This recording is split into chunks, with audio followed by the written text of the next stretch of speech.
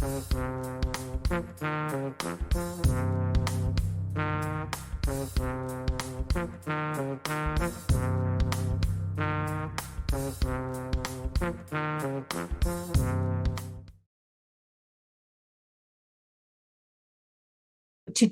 I am doing something different, and I'm having a conversation with Mr. D, who I met a few years ago, but met properly towards the end of last year, which was 2022. We both attended an event and managed to have a conversation. And I came up with the idea of having this conversation because Mr. D, as far as I understand, has got way more experience when it comes to addiction and alcoholism and other mental health related issues, lifestyle issues, and will probably speak to us regarding how to live a happy and healthy life. So, welcome, Mr. D. It is good to have you today. May you please introduce yourself? Over to you. Yeah, everybody generally calls me Mr. D, but my full name is Didiza Kumalo. And I'm an addict, an alcoholic, and I've been in recovery for the past 25 years. I work at recovery centers, so I help addicts to find the path that I found. I also help in personal development, and my biggest interest is in perception and emotions. The goal being to find the Holy Grail, that serenity that we're all looking for. Yeah, I think that's a little bit about it. Wonderful. So we have arrived to 2023, and I am grateful that I went into this year sober, and I was able to wake up in the morning, do what I need to do in the morning, and prepare myself for this day. So, is it possible for you to share with me how you entered, how you found yourself doing what it is that you're doing, and what it is that you're doing at the moment currently, and if you can also touch on how it is that you stay sober and serene and free and at peace most of the time. Okay, do we have a week? Yes. I think I'll be talking, if I'm going to answer all those questions, I'll be talking for the whole week. Yeah, but the essence of it is that the start is I grew up in a comfortable home. My parents were both teachers, and so things were supposed to be easy. Supposed to be easy. Mm-hmm. Externally, I think we wanted for nothing, but internally was a totally different story for me. I grew up not liking myself very much. In fact, the one thing that I knew when I started growing up or came to realize who I am was that I was very fearful. I was terrified. I was afraid of basically everything. And and that was the constant in my life. And but I also didn't like myself. I didn't like my nose, as you can see, it's quite big. Real African nose. My dad. And so I thought I was ugly because I've got a big nose. I didn't like my height. I sort of was like, oh, I didn't like my body. I was kind of chubby. I wasn't fat, but kind of chubby. And I was slow. You know, when we had to do races and all those things, I was always slow. And even when I grew up, I never gained any speed. I'm still slow. And I didn't like that about myself because I believe that if you are right, then you're supposed to be number one at everything, you know. And also at school, I was in the debating team, and I was very good. I was the last speaker of our team, and yet I couldn't argue. If it was a one-on-one competition, I couldn't argue because my mind would then support the opponent, and definitely I would lose. I hated that about me, and I also hated the fact that I was not always number one in everything. I was always in the top five, top 10 bracket. Maybe I've been in the top 10 bracket once or twice. But generally, I was in the top five. But my understanding was that if you're right, then you must be number one at everything all the time.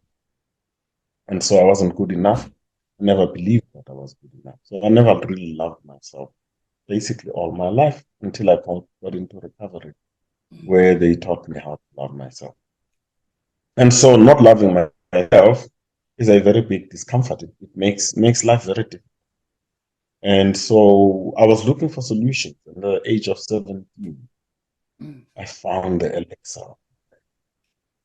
I took my first drink, and I don't remember much of what happened, but you know. But I knew when I woke up the following day, I was feeling crappy and all that I wouldn't stop. I just had to learn how to do it right. And in the fellowship, they say, I looked at what alcohol did for me and I ignored what alcohol did to me.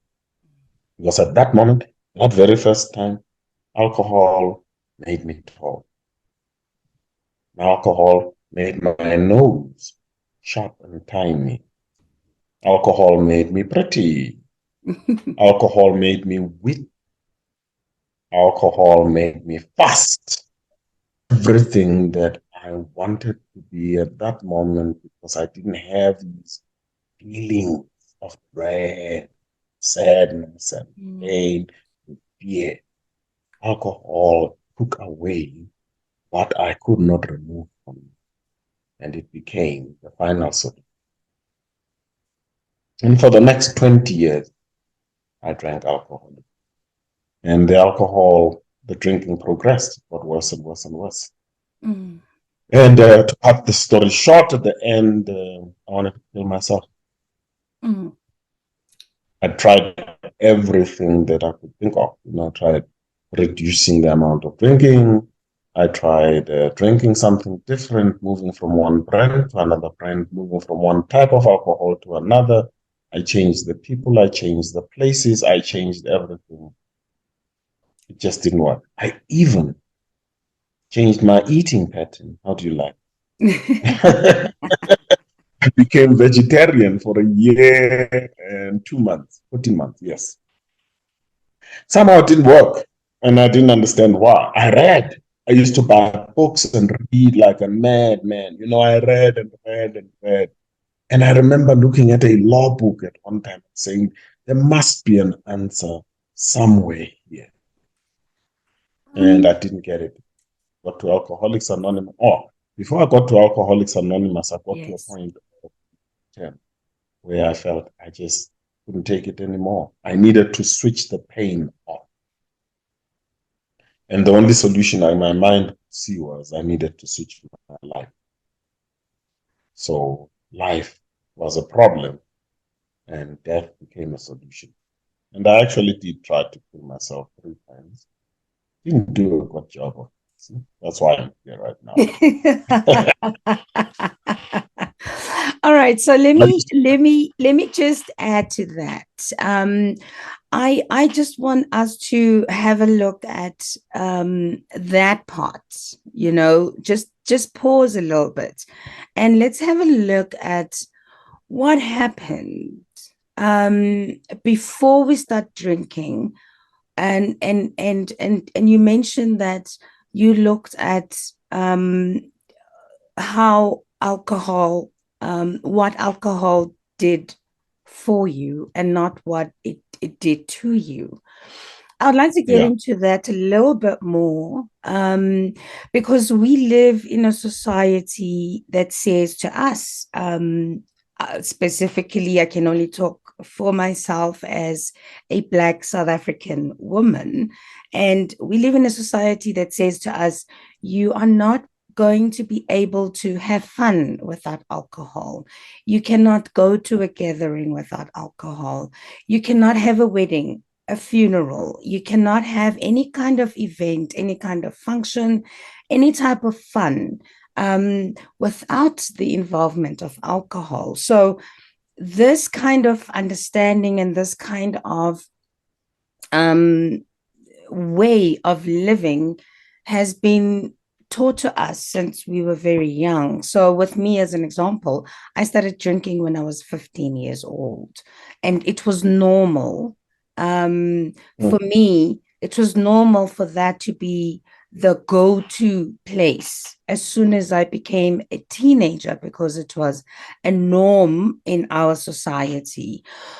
Do you want to elaborate, as a Black South African man, on the environment and the society that we grew up in that leads us to thinking that there is no life without alcohol or drugs or mind altering substances? yeah, that's a quite an interesting direction to look at, and I'll look at it from my perspective. Yes, I grew up in an environment where there was alcohol all the time. But what was amazing is that I grew up believing that alcohol wasn't. I had an uncle that I used to look at, and I would look at the shape of my body, and I'd say, he looks more like my younger brother, which means that I'm not going to drink like he does. And my body looks more like my dad's body, and I say, I'm going to drink more like my dad. Because my dad had control over his drinking, and the moment they said he was not well, he stopped. He just stopped drinking, he stopped smoking, just like that. And I used to then tell myself, I'm like my dad. But initially, you know, I looked at alcohol as something that is not good, and I promised myself I wouldn't smoke and I wouldn't. And as I told you, I used to read a lot, and so I read a lot about the effects of alcohol and the effects of cigarette and drugs. And so I really believed that it was not necessary for me to drink, use, or smoke. I was very clear about it. And I used to call myself the counselor against against doing wrong things. So I used to speak to other teenagers about this. I never drank until I was 17 years old, you know. And what happened was during that time when I was not drinking, I was also not feeling good. And that's the biggest problem. Okay. And like I explained, I didn't love myself. I didn't like myself. And so even anything that I did didn't look like it was any form of achievement. I couldn't receive any praise from other people. You know, when people say, wow, you've done so well, in my head, I'd be saying, if only you knew, Mm, you know. I couldn't accept any validation mm, because I thought other people saw me as I saw myself. mm, Good, low life, you know, poor morals. And yet there wasn't any crazy things I was doing out there. It was all in my head. And so yeah, I really grew up to the point I picked up the first drink. I didn't want to smoke. But the pressure of the discomfort of not liking myself. In fact, you know, in the fellowship they put it nicely. The discomfort of self-loathing was unbearable. And I needed something. to soothe myself. And when I took alcohol the first time, it did for me what I could not do for myself. You know, alcohol soothed.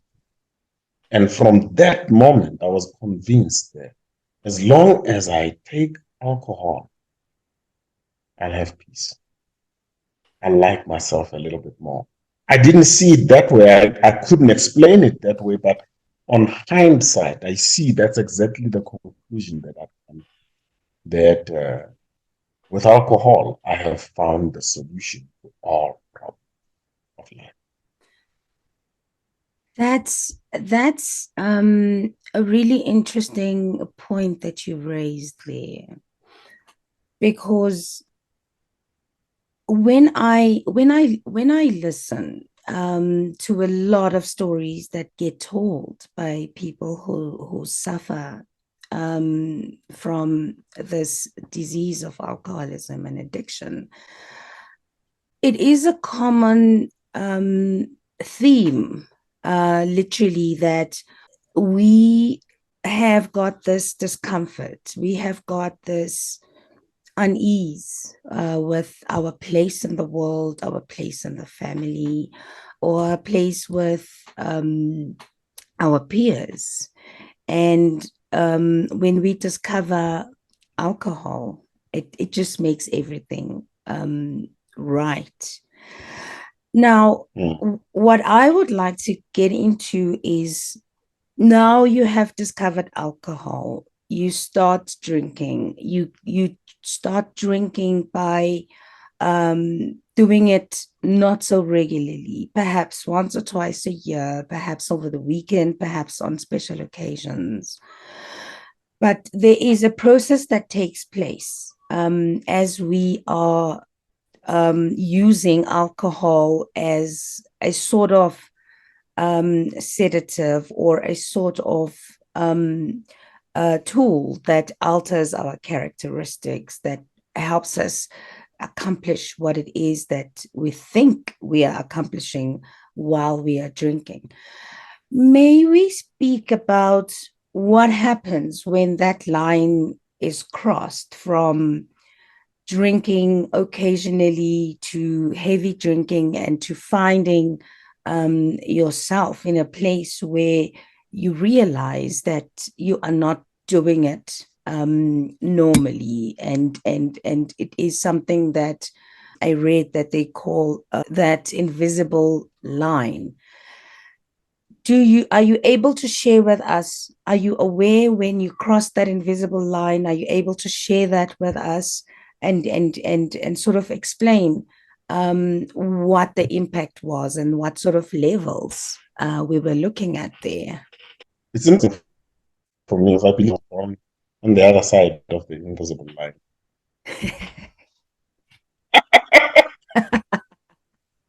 There is really no time when I crossed the invisible line, Mhm. because when I picked up the first drink on that very first day, I had my first blackout. Mm. That's the first thing. I had my first blackout the first time I drank. The second thing that's for me is quite instructive is the fact that when I started drinking the very first time, I couldn't stop. Some people start, they have fun with booze and all that. The moment I drank alcoholically. I couldn't stop. So the physical allergy kicked in the first time I picked up a drink. And the progression was very fast. In my case, you're talking once and occasions and what? No. The moment I started drinking. You know, I I first, when I got home, because I started drinking, I was at my grandmother's place in Zululand. And when I got home, I made sure that my parents get to know I drink and I smoke. I didn't hide my cigarettes, and I didn't hide the fact that I was drinking. Right from the beginning, it was such a solution for me that I embraced it as part of my life right from the beginning. I was Form 4. Mm. That's grade 11. And that's basically how I did it. Just like that. I didn't hide it. I just put it out there that they know I drink and I smoke. And that's it. And I was very rebellious at the time. I was a very it sort of like shifted my character because before then I was this quiet guy. I would play around and I could talk, I could be funny, but the moment I started drinking, I just became very rebellious, you know. And yeah, and then it progressed. When I went to, in fact, I even had a lot of problems with drinking right at high school. I had been kicked out from one high school to another one, Eastern Transvaal at the time, Pumalanga now. I ended up getting into a lot of trouble. By the end of the year, I was no longer allowed to go to functions of the school because I was caught drinking during one of the functions, and I was the chairperson of that function. I was directing it basically. And interesting, at one point, I had not even taken a sip, and I think that it exacerbated things because I had moved from the stage. I was, the program director, and so I called an item, and the friend said, "No, we've hidden the stuff such and such a place." So I ran to that place, and as I picked up the bottle of wine, we had a big bottle of wine. As I picked it up, the teacher said, "You're drinking." I put it down. I said, "No, I was,"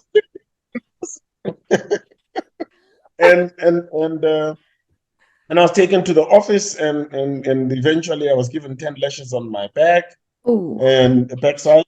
And and I remember distinctly as I was walking from the office, and I said, "Damn, I got so much punishment because they beat me, and then I was excluded from all functions, and Mm. then the what?" And then they Mm. said, "Well, we're writing your dad a letter to tell him that you're a problem."